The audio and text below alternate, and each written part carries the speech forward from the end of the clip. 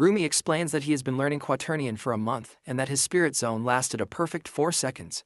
They discuss the student's drive stimulation while proposing something regarding it. On the other side, Oliver finds herself sharing the same thoughts. A few days later, during a Class 7 chemistry lesson, Professor Oliver is present. She informs the students that she will end the class early for a major announcement. Without hesitation, she orders our dude to stand up. She informs him that he will be advanced to Class 5 and must follow their timetable from now on. The students are shocked to learn that he has skipped Class 6. They wonder what high-level resources are supporting him. The professor encourages the others to work hard and then leave.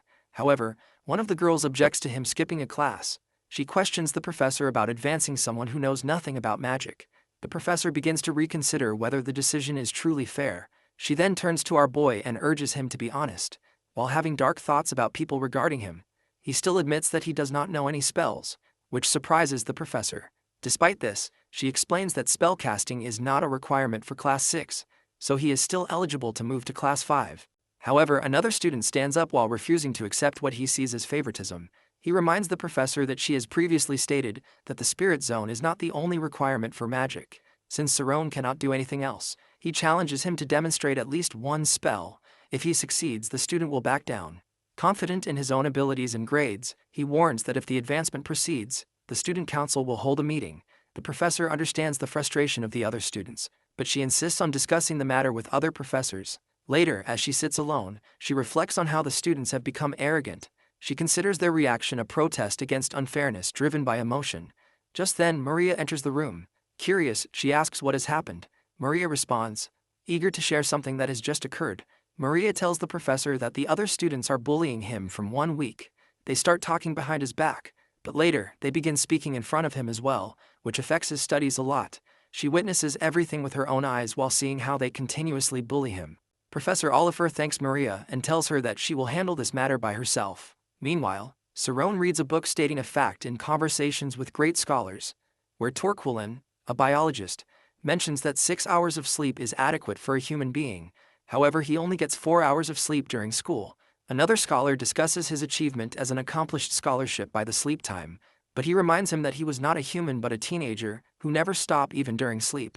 As Shirone looks at the clock, he realizes it is very late. He sees off the other students sitting around and then walks on the road. He remembers the time when Timorin told him that many people will bully him, but ignoring them will be beneficial. He wonders how he can make things easier for those who support him. Remembering all who have been close to him, he stands near the Iron Bastille Senior Class building, determined to overcome anyone who stands in his way and become a professional mage. After freshening up in his room, he hears a knock on the door. Worry fills him as he wonders who could be visiting this late. A group of guys stands outside. He wonders whether it will be his bullies. However, when he opens the door, Professor Oliver is present there while requesting permission to come in. He tells her to come in and offers tea, but she refuses while explaining that she has come to discuss something important with him. Since he was not in his room earlier, she arrives late. As she looks at his table, she finds it interesting. Her attention shifts to his grades, and at first they seem strange. However, while noticing that all the low grades are the same, she assumes he might be learning everything at once. She also realizes he is focusing on improving his future, while prioritizing subjects other than magic first. Yet, she wonders about the reason behind his lack of proper education when he was young. Meanwhile, he feels very embarrassed. She observes his shy and nervous demeanor, then asks if he is enjoying his school life. He responds that he enjoys all the subjects.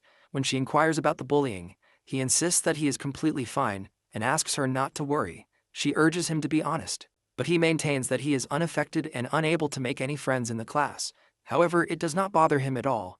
He expresses that while it is necessary to be among people, he cannot force them to accept him. He acknowledges that the students of Class 7 dislike him, but he believes that some may still understand him. She understands his words and realizes that he wants to leave Class 7.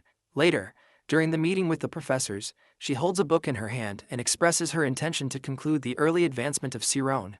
The other professors observe that the entire class is bullying a single student due to his lack of understanding of magic.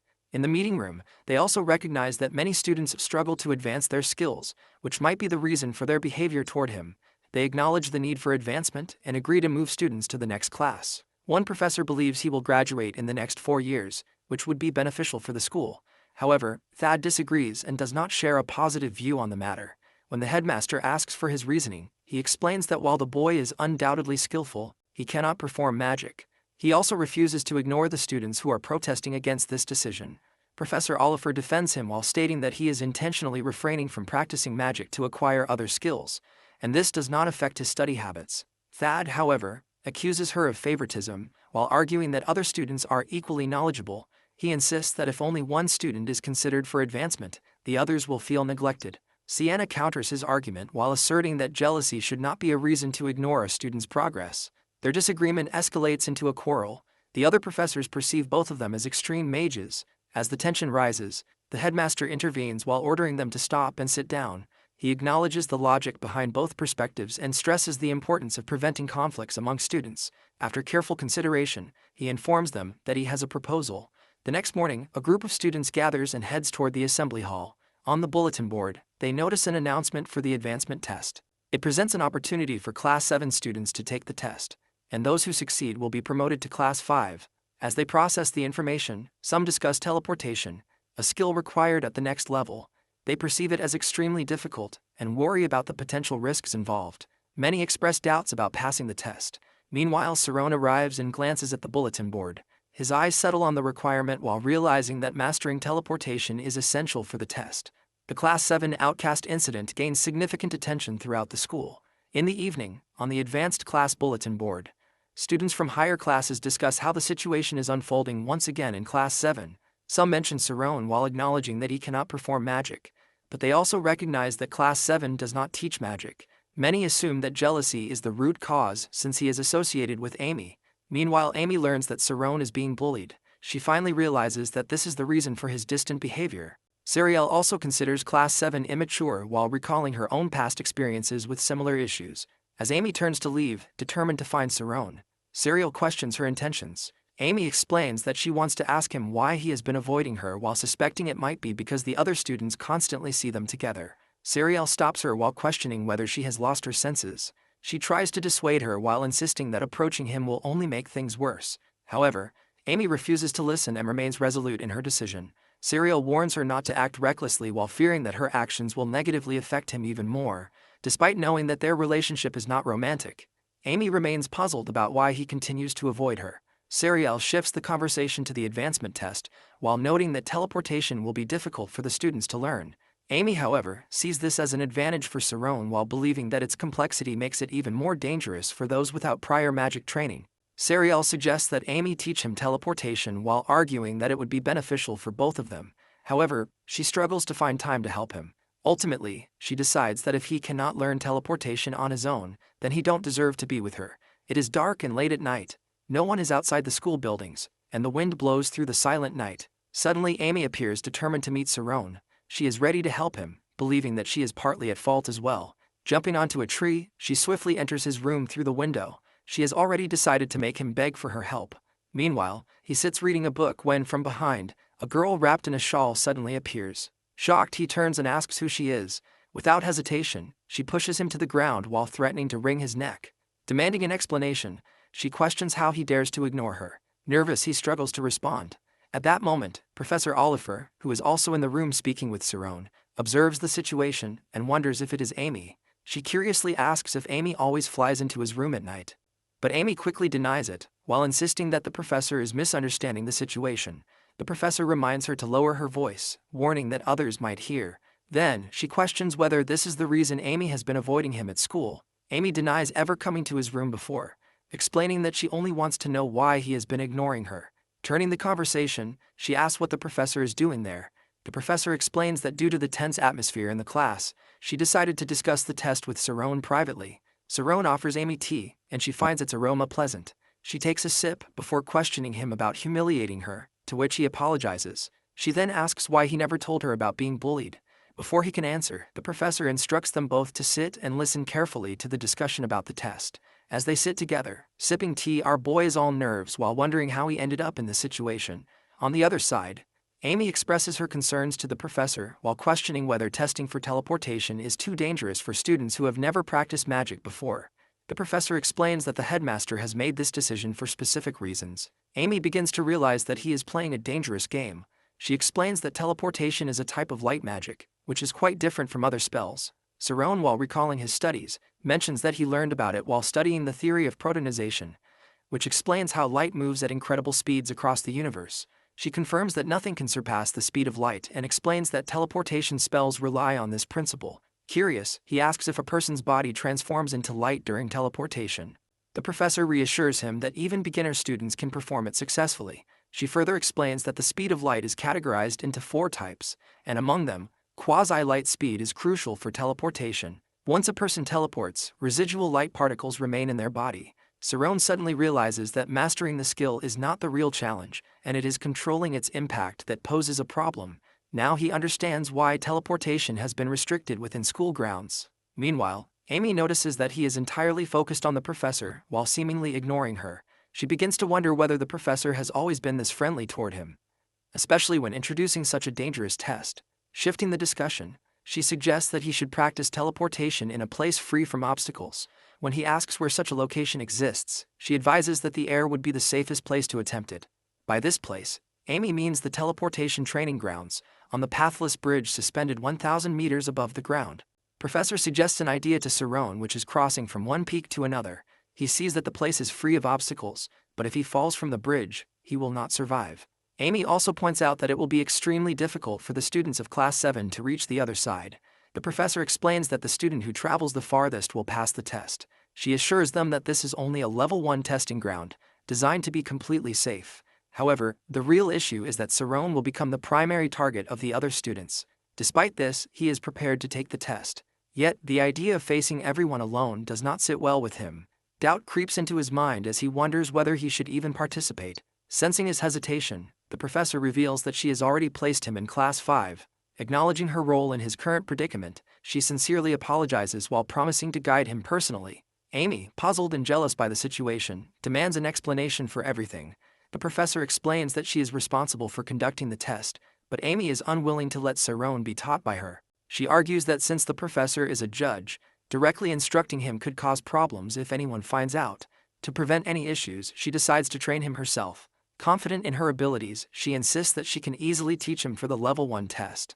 Her attitude confuses our boy as she is angry at him a moment ago. However, the professor questions whether Amy has the time to train him while reminding her that she is also preparing for the advancement test. Shirone is surprised to learn that Amy is taking the senior class exam. Basically, in the senior class, students possess semi-professional capabilities, and those who excel can even be featured in the Royal Magic School Journal. Reaching this level marks the end of school days and the beginning of endless training, which Amy is about to enter. Curious, Shirone asks whether it is too early for her to apply. She responds that since he is advancing too quickly, she must enter the senior class to keep her distance from him. He finds it remarkable that she is taking a risk, rather than settling as an advanced class student. Even more surprising is the fact that, despite everything, she is still helping him. Amy confidently assures the professor that she can handle the training. The professor, while recalling Amy's earlier claim that Shirone lacks magical knowledge, agrees that the professor like her might be the best person to teach him. Turning to Shirone, Amy asks him to choose between her and the professor as his instructor, playfully suggesting that it would be better if he were taught by his own girlfriend. Without hesitation, Shirone declares that he will learn everything on his own. Both of them are stunned by his response. She tells him that having his girlfriend teach him would be better. However, he insists on doing it himself. Frustrated, she shouts while asking if he understands what he is up against. He responds by mentioning that one of the judges is Professor Oliver and reminds her that she has her own test to prepare for. She points out that his competitors will be hiring the best tutors to secure first place, and they will all dislike him, and warns that he cannot handle it alone. He then questions whether her situation is any different while noting that she is advancing to the senior class early. He explains that staying in the same place will not lead to greater achievements, as Class 5 is only a step toward becoming a mage. He expresses his determination while admitting he cannot guarantee victory, but promises to do his best without regret.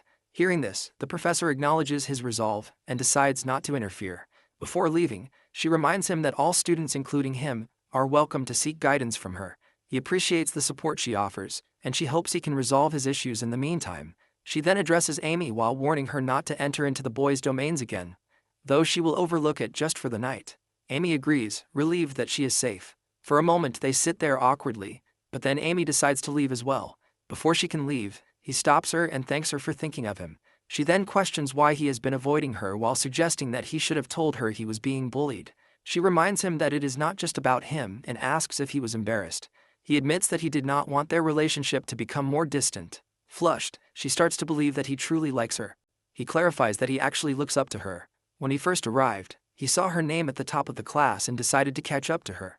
Though he never expected things to turn out this way, since their relationship had already become awkward, he is worried that if she found out about the bullying, it would make things even more uncomfortable. She silently reflects on his words, while realizing she had let her imagination get carried away. However, she suddenly grows frustrated and accuses him of pretending to be polite while secretly targeting her all along. Confused, he asks how she came to that conclusion. She insists that if he sees her as a rival, he should stop pretending and face her properly. She warns that if he cannot keep up, she will make sure he always knows he is beneath her. Hearing the shift in her tone, he says her name differently, which she immediately notices. He then tells her to wait for him while promising that he will catch up to her. She grins and warns the dude to be careful while suggesting that it might be deadly. By the time anything happens, he adds, she will already be long gone. Then without another word, she vanishes from the spot. He quickly loses sight of her and reflects on the situation. He regrets not being able to receive help, but realizes that those who have been speaking badly about him are closely observing his every move. Because of this, he decides to handle everything on his own. It is now 1 month for start of the exam. The day after classes, students gathered to discuss their preparations. One asks if others are getting ready for the test, while another shares that they are starting lessons with a tutor that day. The idea of learning teleportation within a month seems challenging, but there are around 20 participants. Some agree that the theory portion is simple, and applying formulas is not difficult. However, the real challenge lies in executing the spell. Just then, Shirone appears while carrying a stack of books. Upon seeing him, some students comment on his participation. Internally, he acknowledges that despite sounding confident about preparing alone, reality is proving to be much tougher. He reflects on how a mage's environment constantly changes in the real world.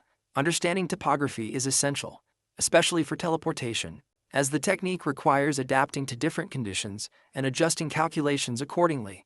He notes that the necessary computation involves numbers as large as 10 to the power of 20. Despite feeling overwhelmed, he convinces himself not to give up.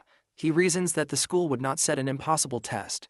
He recalls Professor Oliver mentioning that teleportation is not too difficult to learn. However, since he has never studied magic before, he doubts that statement applies to him. Meanwhile, he assumes that the other Class 7 students, who have trained since childhood, will manage to figure it out. Many of them are even hiring expensive tutors, while meaning they will likely master teleportation soon. As he contemplates whether he can catch up to them, a realization suddenly strikes him. Remembering something important, he finally understands the key to solving the problem. He then recalls that the headmaster had already given him the answer. On the other hand, another student, Mark, is in the middle of his performance when the headmaster arrives, carefully observing his progress. Impressed, the headmaster immediately praises him and remarks that he has already mastered teleportation. Furthermore, he adds that such a result is expected while considering Mark is the son of the technical advisor for the Mage Association. Feeling flattered, Mark responds with gratitude while acknowledging that hiring a level 9 tutor like the headmaster has been worth the investment. Initially, he was worried about the difficulty, but now he finds the process surprisingly simple. In response, the tutor explains that the test's simplicity allows students to focus entirely on precision and control. While mastering teleportation within a month is unrealistic, he reassures Mark that if he learns only what is necessary for the test and spends the rest of the time practicing, he will most likely succeed. After hearing this, Mark laughs and considers whether he should actually thank the special selection student, as the situation is allowing him to move up to higher grades earlier than expected. With a smirk, he then shifts the conversation and inquires about Shirone's progress. At this point, the tutor, who has been monitoring Shirone as requested, reports that the student appears to be teaching himself using only books. Upon hearing this, Mark is visibly surprised and finds it strange. Previously, he had assumed that Shirone would find a way to secure a private tutor for assistance. Unsure of what his rival is planning, he instructs the tutor to continue watching him, as he is determined not to let him gain an advantage. Additionally, he doubts that magic can be learned solely through reading, which makes him even more skeptical. Meanwhile, Shirone is deeply engrossed in his studies while focusing on absorbing the concepts and memorizing the necessary theories with great precision. Despite his dedication, he does not feel fully prepared. However, with time running out, he realizes he has no choice but to move forward. Soon after, at Training Ground 41, a space designated for Class 7, he begins practicing the techniques he has learned. Speaking to himself, he acknowledges that he must now bring magic into reality. As he attempts a spell, nothing initially happens. Nevertheless, he remains hopeful that his understanding will translate into actual results. In order to succeed, he reminds himself of the steps. First while entering the spirit zone, then applying protonic theories. As he describes himself as the barrier between omniscience and omnipotence, he prepares for the next stage, that is erasure. To his astonishment, the magic suddenly works. Realizing his success, he excitedly confirms that the process is functioning. With renewed determination, he declares that it is now time to attempt teleportation. As he reflects on the nature of magic, he notes that humans are incapable of calculating the precise value of light. However, when a mage is deeply focused, their mind becomes highly attuned to their surroundings. Moreover, he remembers the headmaster's words that the most powerful mages can even perceive the number of leaves on a distant tree. This heightened awareness, he realizes, represents the pinnacle of mental sensitivity, known as the spirit zone. Once a mage reaches this state, they perceive the world through an extraordinary sense, ultimately gaining control over natural phenomena. In the end, he concludes that teleportation is not about performing complex calculations, rather, it is about grasping everything in a single moment. 9 days were left for the start of the teleportation test. Students begin whispering among themselves when they see Shirone. Noticing his bruised face, some speculate that he must have been practicing without proper shield. As a result, they assume that his reckless training has taken a toll on him. Meanwhile, Shirone is lost in thought while reflecting on his failed first attempt at teleportation. In an effort to correct an error, he had no choice but to crash into the ground, fully aware that his knees were unstable. At this point, he questions whether his mistake was due to an error margin of plus or minus 0.02 milliseconds. Although his method seems reckless, he has once again left the rest to muscle memory. Still determined to succeed, he continues practicing and worries about the test scheduled for the next day. Every time he corrects one mistake, another seems to take its place. However, despite these struggles, he reassures himself that he has refined everything necessary. Consequently, he convinces himself of his ability and tries to stay motivated by repeating encouraging words. He insists that he must stay focused and pushes himself to teleport again. Unfortunately, he falls to the ground once more. Nevertheless, instead of becoming discouraged, he calmly tells himself that it did not hurt. For the first time, he acknowledges that he has actually managed to teleport. Excited by his progress, he wonders how far he can go. Refusing to waste time lying on the ground, he quickly gets up, determined to repeat the process over and over. Convinced that he needs more practice, he continuously encourages himself to keep going. The next morning, the instructor approaches Mark and asks how he is feeling. Confidently, Mark replies that he feels just fine, as he is moving up to Class 5 that day. Calling it a historic moment, he boasts that he will cover the 700-meter distance in a single second, and challenges the man to watch him succeed. Meanwhile, Maria heads toward the professor's office when she unexpectedly encounters Mark. Without hesitation, he assumes that she is also giving up on the test. As soon as she sees him, she greets him and, while feeling nervous, admits that she thought he was still practicing. Acknowledging his skills, she assumes that he must have taught himself. However, laughing, Mark dismisses the idea and arrogantly compares himself to Shirone. He mocks the self-taught student, claiming that the so-called failure will not even show up for the test. Then, shifting his attention back to Maria, he questions why she is there in the first place. Belittling her academic performance, he sarcastically comments on her poor grades. Finally, without offering her a chance to respond, he advises her to at least watch others train at the practice grounds, while reminding her that observing others is also a form of studying. Maria agrees with him and wishes him good luck. However, instead of appreciating her words, he responds sarcastically while questioning if that is truly what she thinks. Mocking her, he calls her the professor's favorite little snitch. Immediately, she feels a wave of fear while wondering how he could have known. Noticing her reaction, Mark laughs and calls her naive while challenging her to take a guess. He then smugly reveals that he has informants everywhere. Furthermore, he suggests that a weakling like her would have no reason to meet the professor alone unless she had been reporting on him. For now, he claims that he has tolerated her because they are technically on the same level. However, with a threatening tone, he reminds her that once he moves up to Class 5, she should already know what will happen. Feeling disgusted, he questions how someone as timid as her could believe she has what it takes to become a mage. In his mind, he is convinced that a coward like her would never surpass him, even if she were 4 years older. Smirking, he tells her that she now has something to look forward to.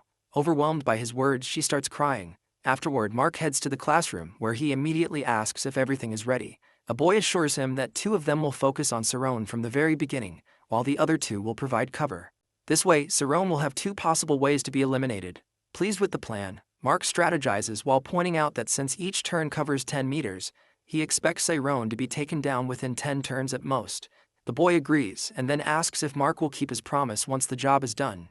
In response, Mark confirms that if he passes the test, he will ensure they secure jobs and access to magic tutors, even if they fail to graduate. Boasting about his father's influence as the technical advisor for the Mage Association, he reminds them that helping him will benefit them as well. Confident in his plan, he silently tells himself that he will not allow any unexpected variables. In his eyes, a true genius never leaves room for carelessness. At the ground, the students of Class 7 who are not practicing gather there. They are observing the pathless bridge. As they watch, they discuss among themselves while confirming that the competition follows a winner-takes-all rule. Additionally, they notice that there are more participants than expected, especially from Class 5. Meanwhile, the students of Class 5 comment among themselves, hoping that if a newcomer is joining their ranks, it had better be someone attractive. Finding the situation amusing, they laugh among themselves. At the same time, students from Class 4 and Class 6 sit together while watching the event. Meanwhile, the judges take their designated seats while preparing for the test. Soon after, an announcement is made while stating that the time has come. As a result, the 21 participants will begin their test in just 10 minutes. Upon hearing this, one student looks at the steep cliff ahead and immediately complains about the difficulty of the test. Furthermore, he questions where the bridge is, only for another student to point at it and call him foolish. Shocked, the first student argues that what they see can hardly be called a bridge. At that moment, Sariel uses binoculars to get a clearer view. Finding the perfect spot, she excitedly states that she can see everything clearly from there. Meanwhile, Amy expresses disinterest while asking her why they should even bother watching Class 7.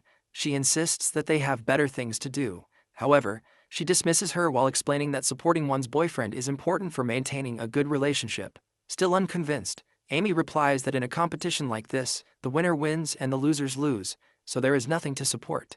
Nevertheless, deep in thought, she starts to wonder whether Shirone is even capable of teleporting. Meanwhile, a man approaches Mark while prompting him to ask whether he has found Shirone. However, the man delivers unexpected news that Shirone is not there. As a result, Mark is left in shock. At the same time, Shirone suddenly wakes up on the ground, confused and panicked. Realizing that he has lost track of time, he anxiously wonders about the time. Amy asks Sariel about Shirone's absence while finding it illogical that he is not present. Sariel, panicked, explains that she has been searching for him but cannot find him. Fear grips Amy as she wonders whether he is even alive while recalling that she had forbidden Shirone from going alone. Meanwhile, the members are overwhelmed by fear as they face the daunting obstacles required to pass. Professor Rumi explains the rules while stating that once she gives the signal, everyone must teleport to the other side, and the one who covers the greatest distance will pass. Anxiety spreads among the participants, terrified of falling and failing to teleport. Chaos erupts, but a teacher silences them while declaring that those who are afraid can give up. Standing before them, he asserts that only the worthy will enter Class 5. He reassures them that if they lack confidence in protecting themselves, they should step back. His words instill determination, and suddenly all participants prepare for the test. Believing it will minimize accidents, he remains firm. Meanwhile, Mark stands apart while considering others inferior. He assumes Shirone must have failed while training on his own. As Professor Rumi instructs everyone to line up for the test, a commotion arises. Just then, our guy rushes toward them in an injured state. The students turn their attention to him. As he reaches them, he apologizes and anxiously asks if he can still participate in the test. Without hesitation, he moves towards the professor. Sariel tells Amy to watch him closely. Amy wonders why he is late and quickly notices his numerous injuries while realizing he has been practicing without a shield. Concerned, Professor Oliver asks the headmaster if they can delay the exam, but the request is denied, and the test proceeds as scheduled. Professor Rumi announces the start of the test and advises Shirone not to participate if he is unprepared. Grateful for the concern, he assures that he is completely fine to take part. As the test begins, a student thinks that first phase is successfully completed. Meanwhile, other students quietly discuss their plan to eliminate Shirone within 10 bouts. Unaware of their intentions, he decides to remain focused. The early advancement exam officially commences as the professor instructs everyone to be ready. With the timer set, all students take their positions.